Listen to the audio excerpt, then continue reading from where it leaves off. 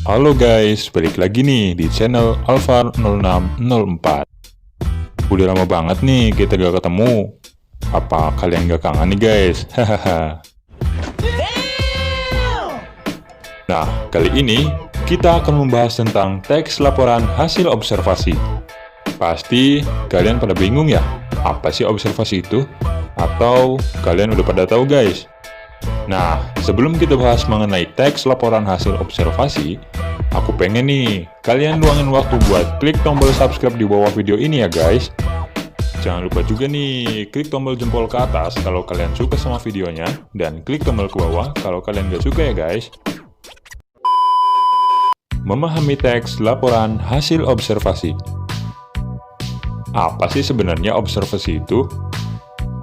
Kalau kalian belum tahu nih, observasi itu adalah aktivitas pengamatan terhadap sebuah objek secara langsung dan mendetail. Tentunya, untuk menemukan informasi mengenai objek yang diamati tersebut, guys. Oh my god! Wow! Selain itu, objek yang diamati dalam kegiatan observasi haruslah nyata dan diamati secara langsung. Dalam kegiatan observasi, haruslah tersistematis, serta dapat dipertanggungjawabkan kebenarannya. Jadi, tidak tipu-tipu ya guys. Informasi dalam teks laporan hasil observasi tentunya harus meliputi data yang benar, waktu, tempat, atau proses mengenai sesuatu yang dibahas tersebut guys. Observasi tidak hanya berupa pengamatan menggunakan mata saja, tetapi mendengarkan, mencium, dan meraba.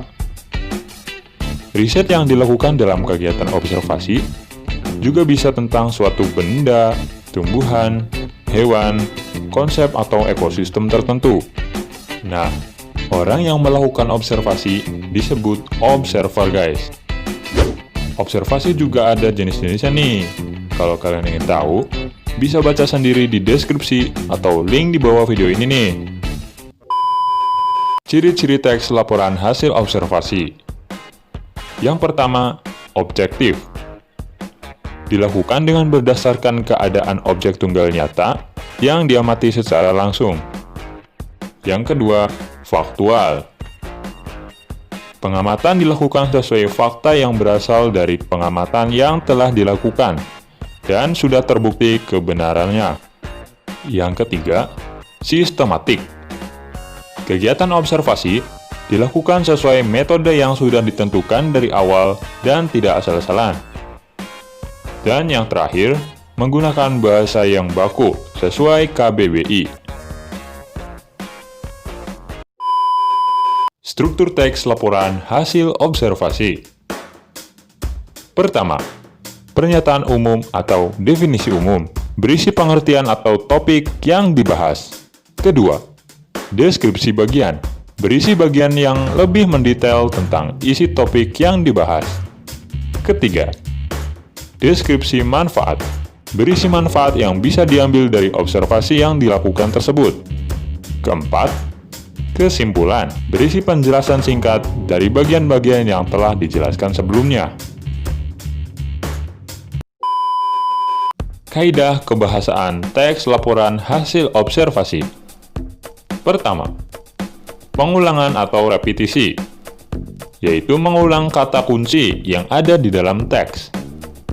Kedua, kata ganti atau pronomina, digunakan untuk menghindari pengulangan kata. Ketiga, kata rujukan, kata yang merujuk pada kata lain agar keutuhan teks tetap terjaga, seperti ini, itu, atau di sini. Keempat, konjungsi atau kata penghubung. Kelima, kata imbuhan, kata dasar yang mendapat awalan, sisipan, akhiran, dan awalan-akhiran. Keenam, kata baku, ejaan atau sistem tata bahasa yang diperlukan dengan menggunakan bahasa penulisan kata baku berpedoman KBBI.